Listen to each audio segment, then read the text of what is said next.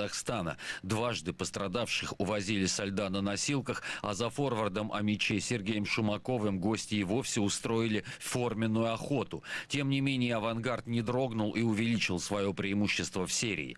Еще один шаг на пути к финалу конференции сделал Салават Юлаев, в который в третий раз переиграл «Автомобилист». Победитель много атаковал и бросал по воротам, однако уфимцы показали крайне эффективный хоккей и заслуженно победили, поставив «Автомобилист» на край пропасти. Пятые матчи Восточной конференции пройдут завтра. Ну а сегодня ЦСКА будет принимать земляков-динамовцев, а питерские армейцы дома сыграют с «Локомотивом».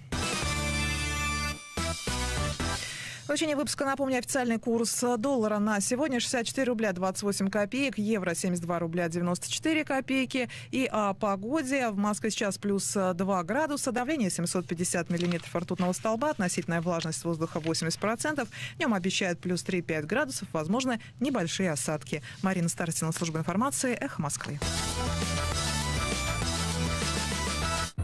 Эхо твоего города вместе с радио «Эхо Москвы». Центр современного искусства «Облака»